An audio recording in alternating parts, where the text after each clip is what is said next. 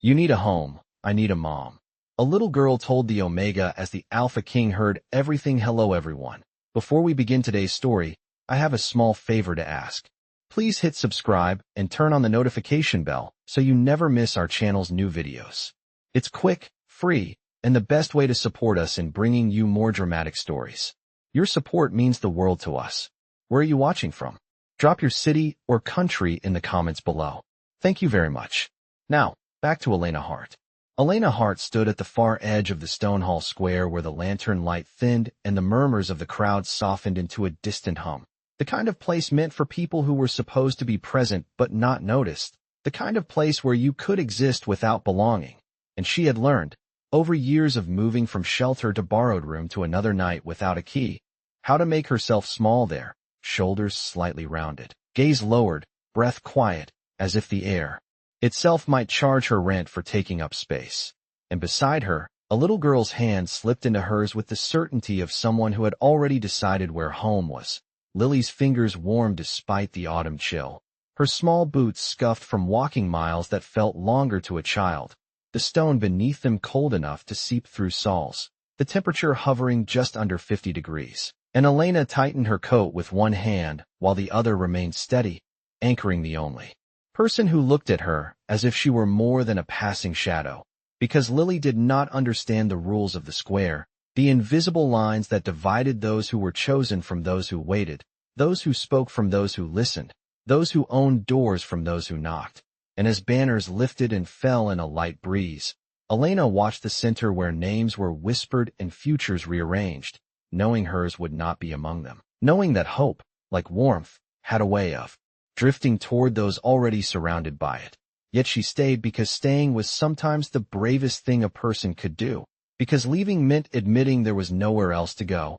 And Lily leaned closer, her head brushing Elena's arm, eyes wide with curiosity rather than fear, taking in the lights, the sounds, the tall silhouettes that moved with confidence. And Elena felt that familiar ache, not sharp, but persistent, the ache of wanting to give a child something solid, a roof that did not shift, a table that did not fold away, a morning that did not begin with counting change. And somewhere deeper in the square, the Alpha King had arrived without announcement. His presence felt before it was seen, like a change in pressure.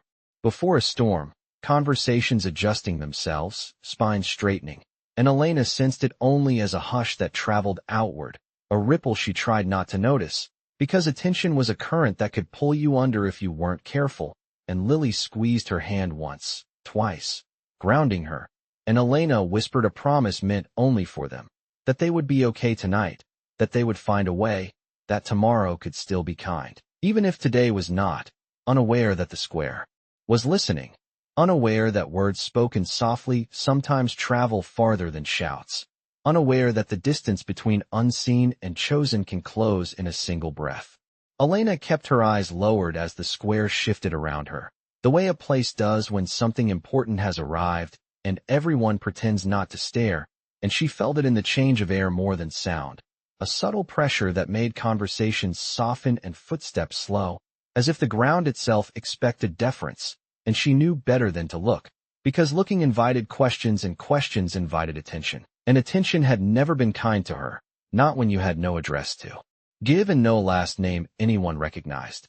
Yet Lily did not follow that instinct. Lily tilted her head back, studying the lights strung between stone columns, the way they swayed just enough to make the shadows dance, and she asked, in the clear, unguarded voice of a child who had not learned what should be kept inside, why everyone suddenly felt quiet. And Elena answered softly that sometimes people listen when they think something important is happening, and Lily nodded as if that made perfect sense, because for her, important moments were simple things, a warm hand, a steady voice, a promise that tomorrow would still include breakfast, and Elena felt the familiar weight of that promise pressing on her chest, not heavy enough to break her, but enough to remind her she carried more than her own hunger now.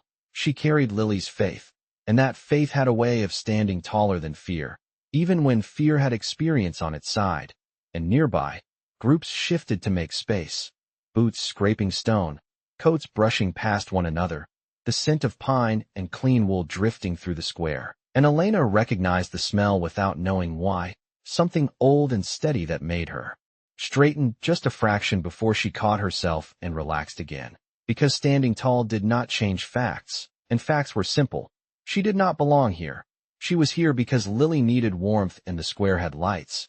And sometimes that was reason enough, and Lily tugged gently at her hand, pointing at a carved bench along the outer ring, asking if they could sit just for a minute, because her feet were tired, and Elena smiled. The kind of smile she saved for Lily and guided her. There, counting steps, aware of the way eyes slid past them without stopping, relief mixing with a quiet sting, because invisibility was safety, but it was also loneliness. And as they sat, Lily leaned her head against Elena's side, fitting there as if the space had been made for her alone, and Elena wrapped an arm around her shoulders, feeling the steady rise and fall of her breathing, grounding herself in that simple rhythm, while the square continued its careful choreography. And somewhere, closer to the center, a voice spoke, calm and measured, carrying without strain, and Elena did not hear the words, only the way people responded, the way shoulders squared and attention sharpened, and she realized that whoever had arrived was not just important, he was listened to, the kind of listening that changed outcomes, and she wondered briefly what it must feel like to speak and know the world would pause to hear you, then dismissed the thought as impractical, because wishing did not put roofs over heads, and Lily shifted, looking up at her with a seriousness that surprised her, small brows drawn together, and she asked if they could leave soon, because the square felt different now, bigger somehow, and Elena agreed, because instinct told her it was better to move before the tide turned, and she rose, helping Lily down, brushing stone dust from her coat, preparing to slip away as they always did, unnoticed and intact, unaware that the hush had reached them already, that a presence had traced the edge of the square with deliberate patience, and that somewhere behind them, a pair of eyes had settled, not on the banners or the crowd, but on the small determined hand holding tight to a woman who looked like she was used to standing at the margins, and listening, not for power, but for truth.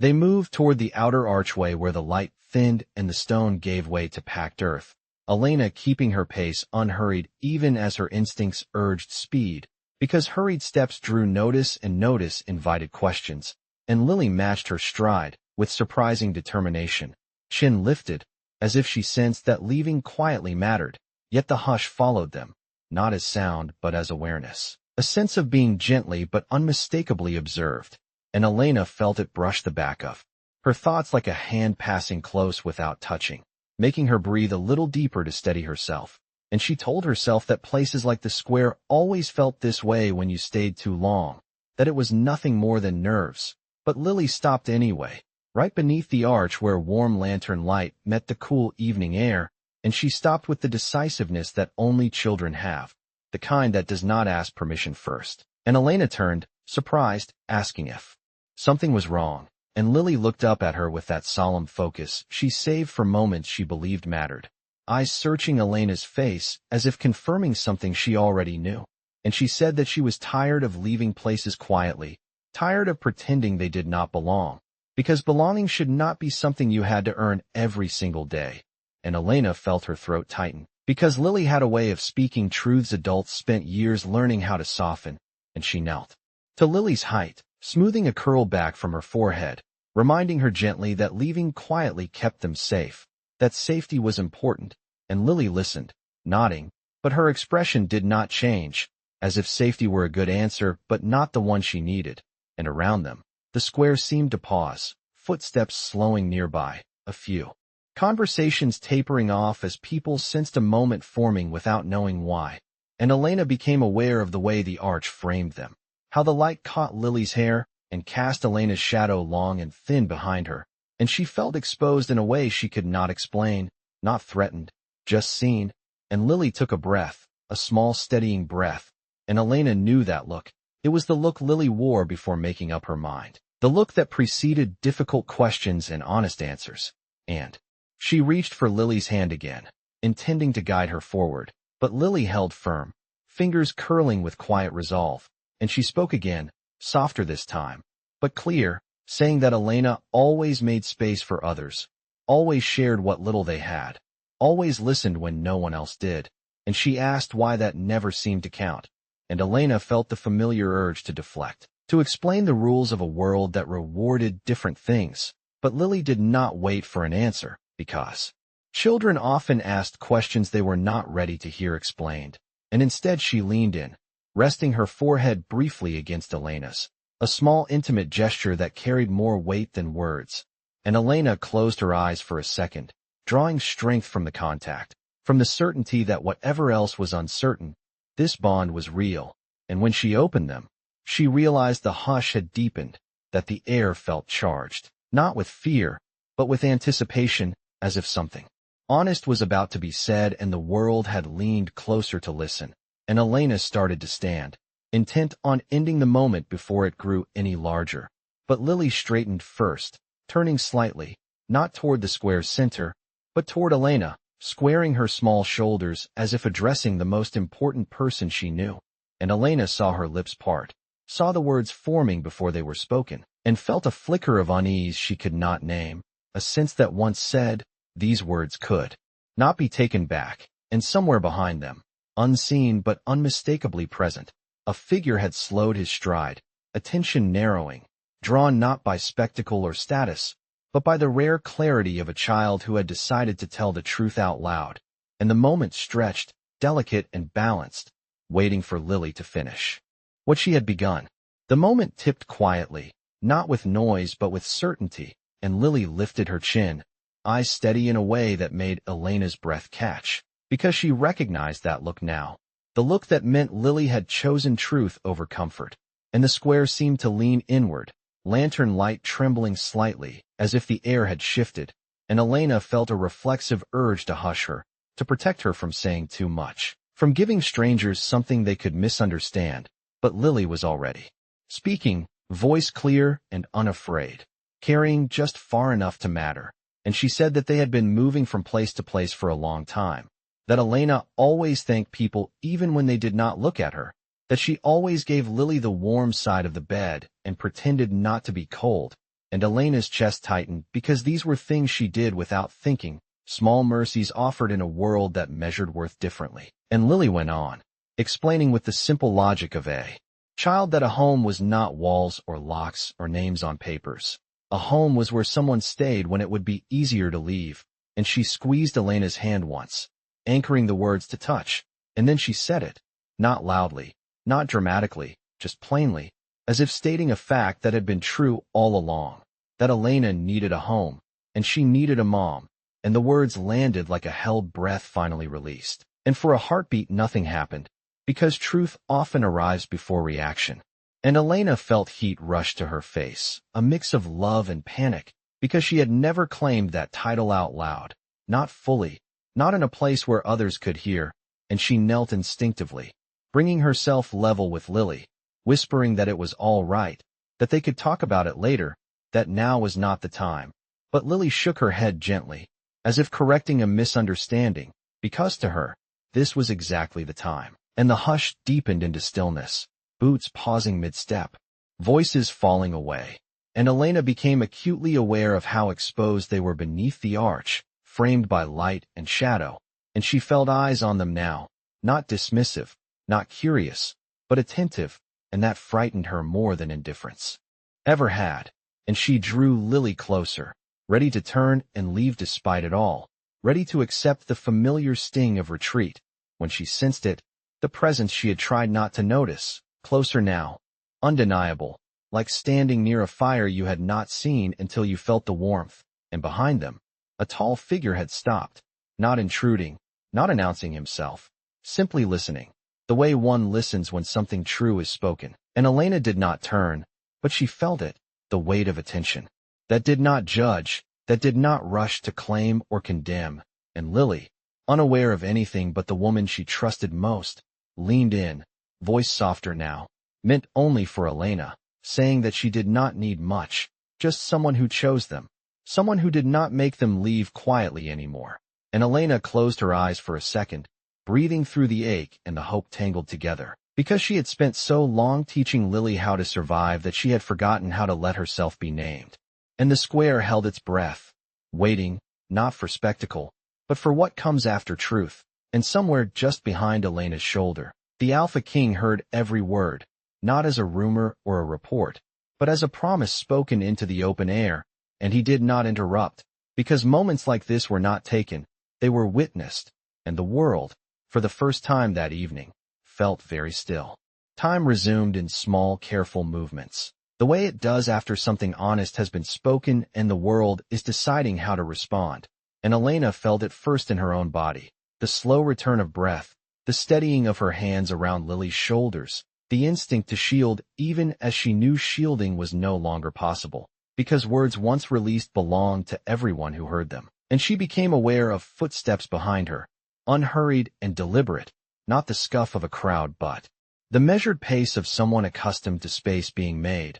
And still she did not turn, because turning felt like surrendering control of the moment, and Lily, sensitive to shifts Elena could not name, glanced past her shoulder, eyes widening slightly, not in fear but in recognition, as if she sensed importance without understanding its shape, and Elena followed her gaze then. Slowly, because there was no avoiding it now, and she saw him standing just beyond the edge of the lantern light, tall enough that the shadows seemed to arrange themselves around his frame, not looming, simply present, his posture relaxed but grounded, like someone who knew exactly where he stood and why, and the square around them reacted without a word, bodies angling subtly, lines opening, respect flowing outward in a way Elena had never experienced directed at her, and she felt suddenly misplaced, like a wrong note held too long. An instinct urged her to apologize, to explain, to take Lily and go, but the man did not speak, he did not gesture, he only watched, eyes attentive rather than assessing. And Elena realized with a jolt that he had been listening not as an authority overhearing a problem, but as a person witnessing a truth, and that frightened her more than any reprimand could have.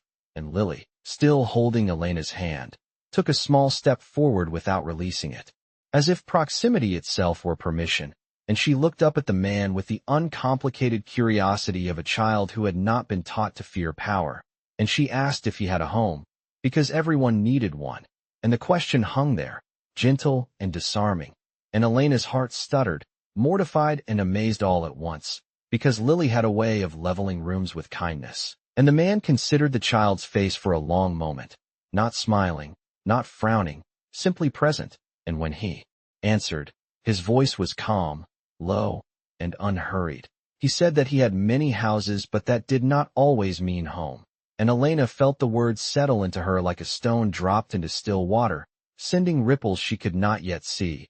And Lily nodded as if this confirmed something important, because to her, the distinction made sense, and she squeezed Elena's hand again, grounding herself. And Elena became acutely aware of the way people were watching now, not with the hunger for spectacle but with the quiet attention reserved for moments that mattered, and she straightened despite herself, lifting her chin not in defiance but in resolve, because whatever came next, she would not let Lily feel ashamed for telling the truth. And the man shifted then, stepping fully into the light, and Elena recognized him not by crown or guard but by the way the square responded, the subtle bowing of heads, the respectful distance that formed instinctively. An understanding washed through her, heavy and unreal, and her first impulse was to pull Lily close and retreat, because power had never been kind to those without protection. But the Alpha King's gaze returned to her, steady and searching, and she felt seen not as a problem to be solved, but as a presence to be acknowledged, and that unsettled her more than disregard ever had. And he spoke again, addressing her directly now, asking her name with a simplicity that carried no demand, and Elena answered because it felt wrong not to, her voice steady despite the way her pulse thrummed, and he repeated it once, as if committing it to memory, and then he looked down at Lily again, listening as she filled the silence with her own careful logic, explaining that Elena always chose her, even when it was hard, even when leaving would have been easier, and that choosing someone was what made a family. And Elena felt tears threaten, unbidden, because she had never framed it that way for herself. And the Alpha King listened to every word, not interrupting, not correcting, and the square held its breath again, sensing a turning point, because this was no longer about an omega at the margins or a child speaking out of turn. This was about something older and quieter, about what it meant to belong. And Elena realized, standing there with Lily's hand, In hers, that whatever happened next would change them, not because power had intervened, but because truth had been heard. The attention did not lift when the Alpha King finished listening. It settled instead, deeper and more focused, and Elena felt the weight of it like a hand placed gently but firmly between her shoulders, steadying rather than pushing, and she realized that the square was no longer a place she could simply pass through unnoticed, because moments like this rewrote maps, and Lily sensed the shift too, her grip tightening just slightly, not out of fear but awareness, and Elena angled her body a fraction closer, a protective reflex she did not try to suppress. And the Alpha King noticed, not the movement itself, but what it meant, the instinctive way Elena placed herself between Lily and the world without, making a show of it. And something unreadable crossed his expression, not judgment, not surprise, but recognition, and the hush around them stretched, becoming almost uncomfortable, because silence invites response, and response invites consequence. And Elena felt that old familiar tension creep in, the one that came from being weighed by rules she had not written, and she prepared herself for it, mentally rehearsing the words she would use to excuse them, to thank him for his time, to assure him that they meant no trouble, that they would leave immediately, because that was how survival worked. You anticipated the ending before it arrived, but the Alpha King did not rush to fill the silence, he allowed it, as if testing whether the truth Lily had spoken could stand on its own, and around them, people shifted uneasily, some glancing away, others watching with a curiosity edged with discomfort, because this was not the kind of scene they were accustomed to witnessing.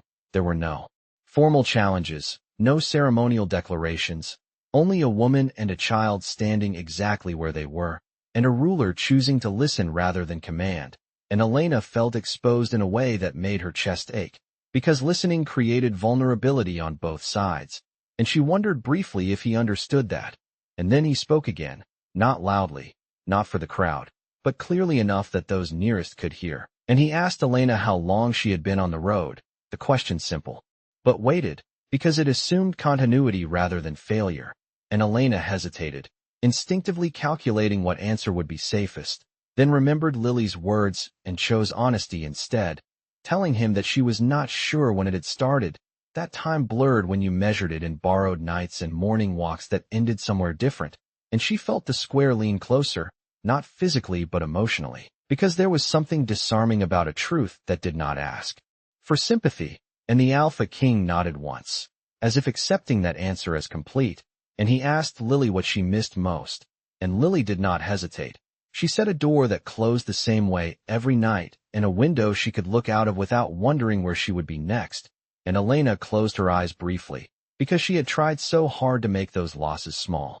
And hearing them spoken out loud made them real in a way she could not soften, and the Alpha King absorbed that without comment, his gaze lifting to the arch, to the dark beyond where roads led away, and Elena saw the calculation there, not of cost, but of possibility, and tension rippled through the onlookers, because they expected something decisive now, a judgment, an order, a resolution that would restore familiar balance. And Elena felt the pressure of those expectations settle on her shoulders too, because she stood at the center of it whether she wanted to or not, and she braced herself, breath steady, spine straight, determined that whatever happened, Lily would see her standing, not shrinking, and the Alpha King turned back to them, attention narrowing, and he spoke slowly, deliberately, as if choosing each word with care, saying that there were many who lived within his lands and yet never felt claimed by them. That law provided shelter, but belonging required something else entirely, and Elena felt a strange ache at that, because it sounded like an admission rather than a decree, and Lily listened intently, head tilted, and she asked if that was why he had listened to her, and the Alpha King considered her question seriously, answering that he listened because she had spoken without fear, and because fear often hid the most important truths, and Elena felt her throat tighten, because she had spent years teaching Lily how to be careful, and here was a man acknowledging the power of what she had not yet learned to suppress, and the square seemed to hold its breath again, waiting for the shape this moment would take, and Elena realized that tension was not always about threat. Sometimes it was about possibility pressing close, asking whether you were ready to step into it, and she did not know if she was, but she knew she would not step away. The shift came not from a command but from a choice. And Elena felt it before she understood it. The way the square subtly rearranged itself when the Alpha King took one step closer, not invading space but closing distance with intention, and the people nearest adjusted without being told, a quiet clearing forming as if the ground itself recognized authority, and Elena felt the instinct to step back, rise and fall. Because Lily's hand was still in hers, and Lily did not retreat, and that steadiness anchored her, reminding her that standing her ground did not mean defiance. It meant presence. And the Alpha King stopped within a few feet, close enough that Elena could see the calm in his eyes, not cold, not distant, but attentive, and he addressed her again, not as a subject, not as a problem to be resolved, but as a woman who had been named by a child she loved, asking her how she felt about the words Lily had spoken, and the question startled her more than any decree could have, because no one had ever asked her that before, not in a place like this. And for a moment she considered the practiced answer, the one that minimized, that redirected, that kept things safe. But Lily's grip tightened gently, a reminder of the courage that had brought them here, and Elena chose honesty again, saying that the words frightened her because they were true, because she had been careful not to claim what she was afraid to lose, and because hearing them spoken out loud made them real in a way she could not walk away from. And the Alpha King listened without interruption, the crowd listening too now, drawn by the rare sound of sincerity spoken without performance. And Elena felt her voice steady as she continued, explaining that she had never wanted to take more than she could give, that she had tried to make herself small so Lily would not be punished for her presence, that she believed love was something you proved, quietly, day after day, not something you announced. And the Alpha King nodded slowly, as if aligning her words with something he already understood, and Lily looked up at him then, eyes bright, asking if grown-ups were allowed to say important things out loud too.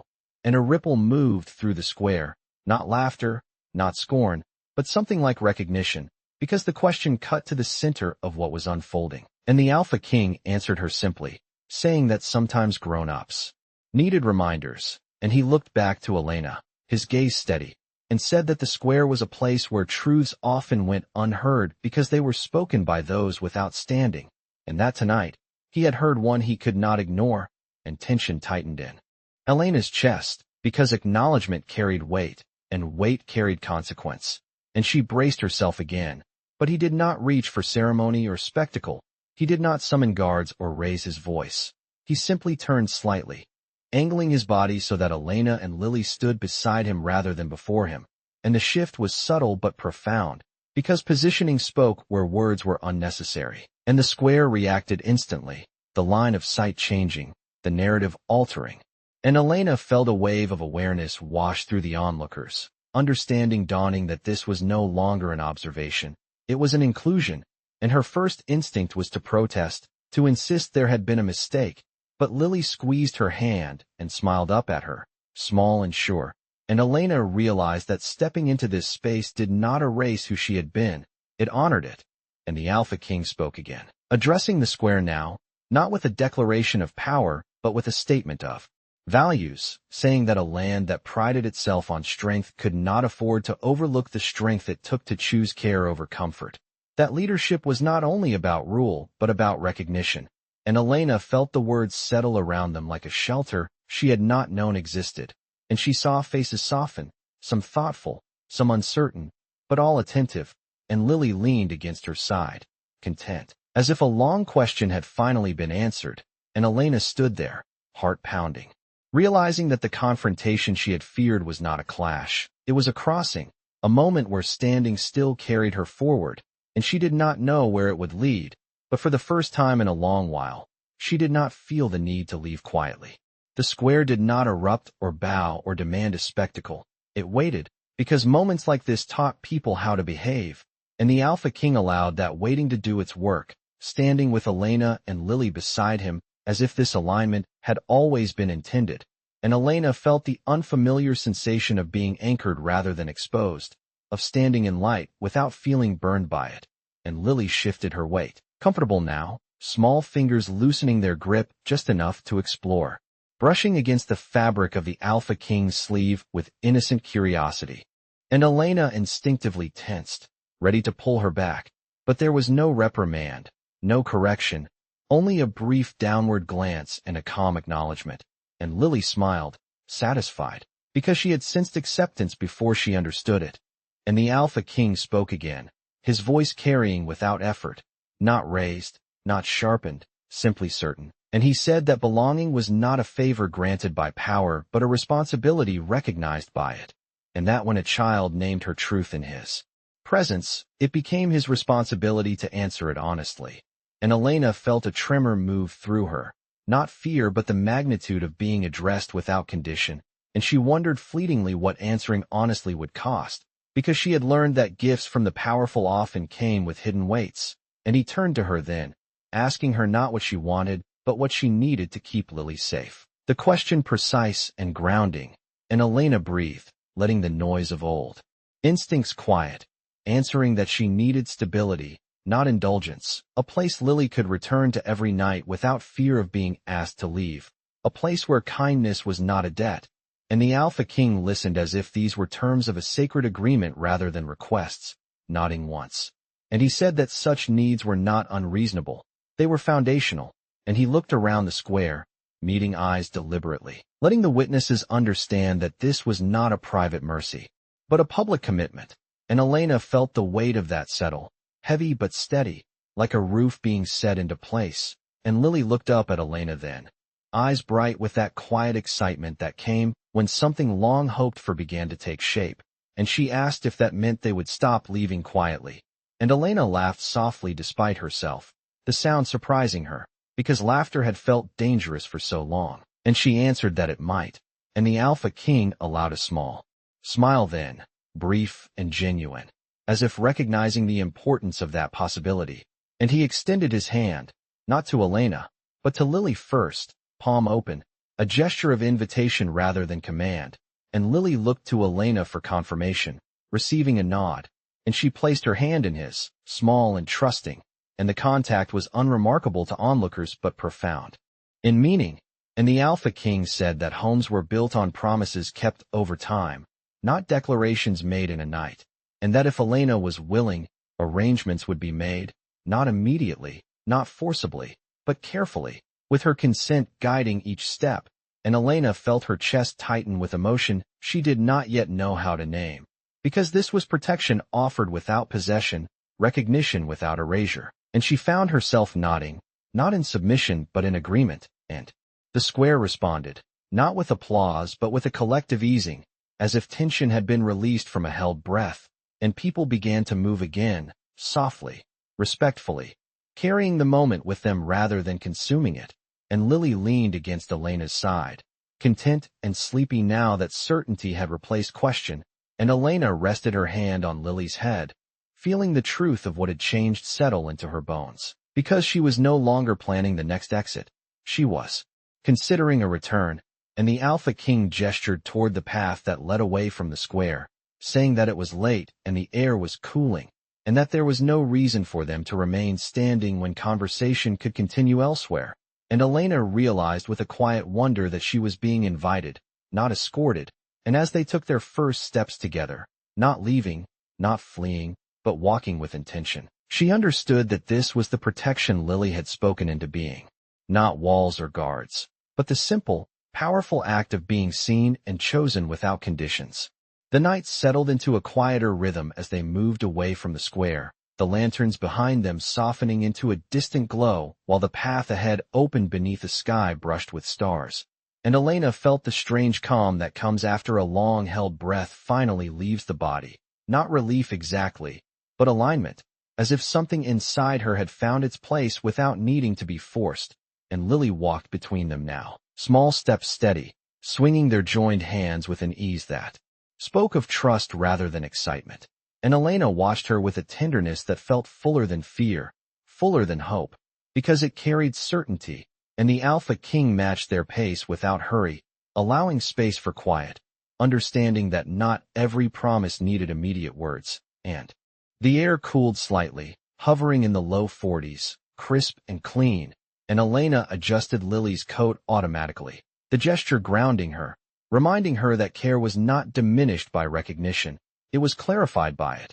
and after a few moments, Lily looked up at the Alpha King with a yawn she did not bother to hide, asking if the place they were going would have a window, because she liked watching mornings arrive. And he answered that it would, and that the light there came gently, and Lily smiled, satisfied, leaning closer to Elena as if the question had been the last she needed to ask, and Elena felt emotion press close again. But this time it did not overwhelm her. It settled, warm and steady, and she realized that the future no longer felt like a series of exits. It felt like a direction, and the Alpha King spoke once more, not to declare, not to define, but to acknowledge, telling Elena that being seen did not erase the past, that nothing about this moment asked her to forget where she had come from. And Elena nodded, appreciating the understanding embedded in those words, because survival had shaped her, and she did not want to shed that strength to step into safety. And they paused at a small overlook where the land dipped gently, lights scattered below like constellations brought to ground, and Lily stopped, tugging both hands to bring them closer. And she looked between them with the serious contentment of a child who had witnessed something settle into place. And she said that she liked how quiet it felt now, because quiet meant staying, and Elena smiled down at her, brushing her hair back, agreeing softly. And the Alpha King watched the exchange with a thoughtful expression, as if understanding that this was the center of it all, not authority or arrangement, but the simple, unbreakable bond between a woman and a child who had chosen each other long before the world noticed. And as they resumed walking, Elena felt the last of her old habits loosen, the constant calculation of escape routes fading, replaced by the unfamiliar but welcome task of imagining routines, of planning mornings rather than departures. And Lily's steps slowed as sleep claimed her, and without comment, the Alpha King adjusted his stride, making space, and Elena lifted Lily into her arms, feeling the familiar weight settle against her shoulder, comforting and real. And the Alpha King opened a door ahead, not with ceremony, just with care, holding it wide so Elena could pass easily. And in that small, practical kindness, Elena understood the promise more clearly than any declaration could convey, because this was what home began as, not walls or titles, but doors held open and paths shared without hurry. And as they crossed the threshold into warmth, Elena glanced back once, not to the square, not to what had been left behind, but to the quiet certainty of what lay ahead, and she knew, with a steadiness that surprised her, that they would not be leaving quietly anymore, because they had been named, they had been heard, and they had been chosen, and the night closed around them gently, carrying that truth forward into morning.